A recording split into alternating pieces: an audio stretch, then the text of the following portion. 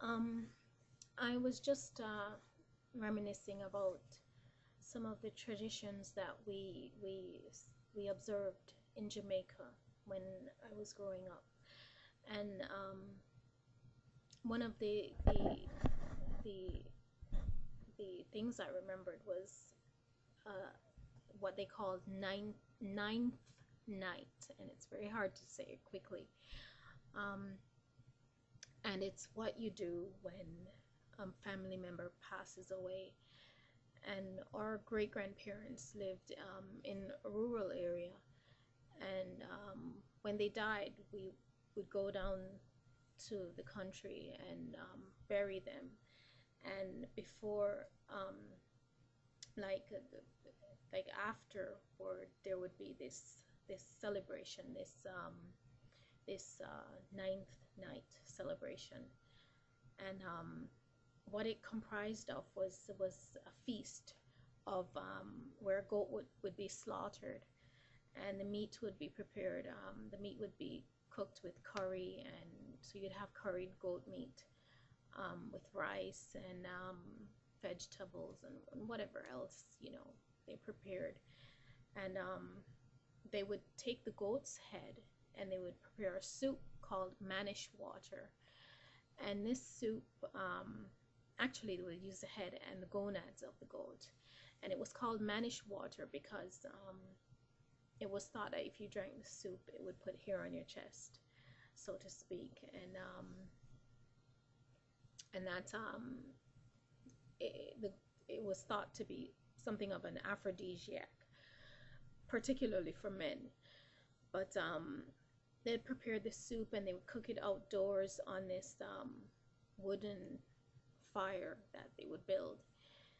And early in the days, the person who slaughtered the animals would come and slaughter this young goat. And I, who was just terribly curious, and my grandmother didn't want me to watch, I would always sneak to watch them slaughter this goat. And the man would come and he would jam a cigar butt in the corner of his mouth.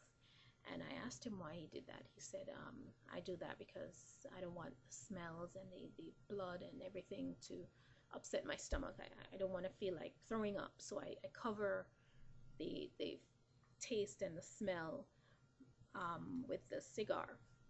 And so it would be really surreal to, walk into the kitchen and to see a goat's head sitting on the counter with the tongue lolling out the side of its mouth.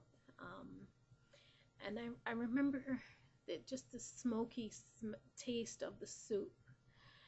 And it was absolutely delicious. I mean, I don't know if it's the wooden, the flavors from the wood or what, but I mean, it doesn't compare when you cook it at home on the stove in the kitchen. It's just not the same.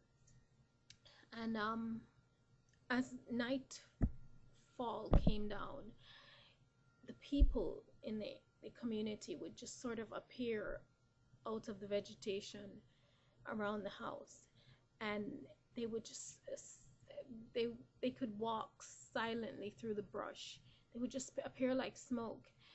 And and a shed had been built outside and the roof thatched, and they would stay up all night, way into the wee hours of the morning, singing and clapping and beating the drum and dancing. And they would have like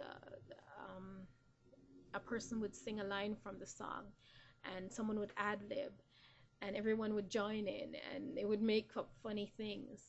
And they would pray. The women would wear white and they had their heads wrapped in white. They would dance and spin around until they got into a trance. And they would say the spirit is in them. And I just remember the flickering light and just your stomach just full of just really delicious food. And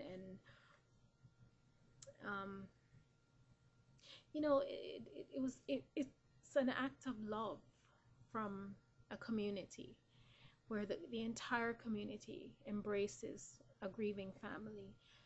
and helps them move from grief into celebration.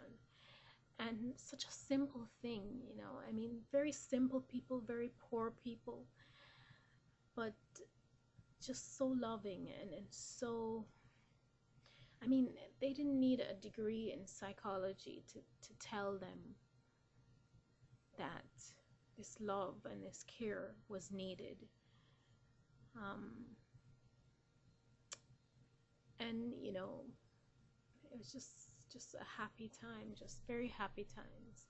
I mean, yeah, our great grandparents were dead and everything, and that was sad, but there was just a sense of joy there as well.